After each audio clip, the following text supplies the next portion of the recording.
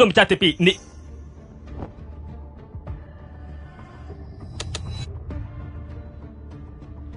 ហើយចាអូនប្រុសទី2ជាមួយនឹងស្ថានភាពទីផ្សារលើនេះឯងហ៊ានបន្ថែម100 ដងទៀតឯងទោះបីជាលក់ទ្រព្យសម្បត្តិទាំងអស់របស់ឯងក៏ឯងមិនអាចសងគេរួចដែរអំប្រុសទូឃើញភិកហ៊ុនរបស់អ៊ំកំពុងតែដាំក្បាលចុះហើយមិននឹកស្មានថាទូពិតជាអាចមើលឃើញមែនបងប្រុសគួរតែបារម្ភពីខ្លួនឯងវិញទៅល្អជាង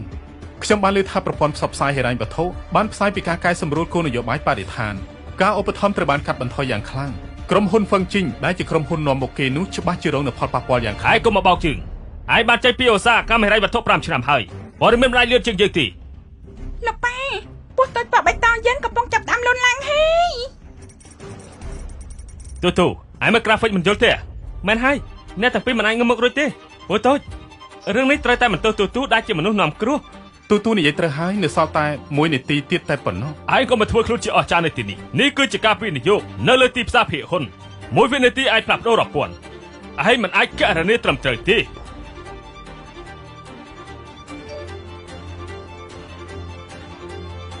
ឡើងថ្លៃហើ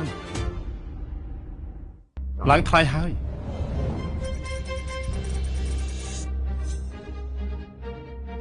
ស្អីគេ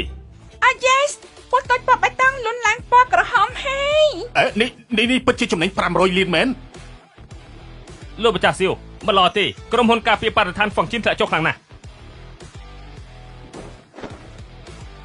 លីយ៉ាខ្ញុំពិតជាមើលលោកខុសហើយពាក្យដែលខ្ញុំនិយាយមិញនេះសូមកុំទុកនៅក្នុងចិត្តអីណាមិនអីទេលោកពូតុងលោកពូក៏ចង់ឲ្យខ្ញុំល្អដែរមិននឹកស្មានទេលោកចាក់ចេញពីក្រុមហ៊ុន5ឆ្នាំហើយប៉ុន្តែនៅតែមានភាពក្លាហាននិងភាពប៉ិនប្រសប់បែបនេះបើឲ្យលោកគ្រប់គ្រងក្រុមហ៊ុនពួកយើងអស់ក្តីបារម្ភហើយណាលោកប៉ាពេលនេះលោកប៉ាសន់លុយរៀបការកាន់តែច្រើនឡើងហើយក្មេងរពឹសកូនចង់ឲ្យប៉ាមានប្រពន្ធមែនទេប៉ាត់មែនហើយទូចង់មានម៉ាក់ដើម្បីមានគ្រួសារកក់ក្ដៅ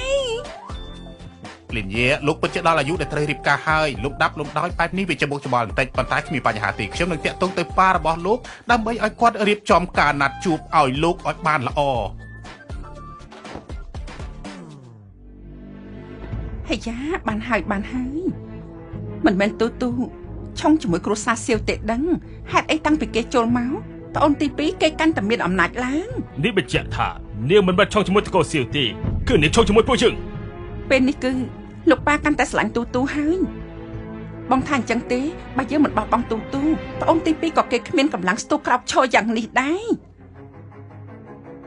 ហើយយ៉ាបងត្រូវខំប្រឹងហើយទៅបានបើប្អូនទី2គេរៀបការទ្រព្យសម្បត្តិគ្រួសារសៀច្បាស់ជាលែងមានចំណាយពួក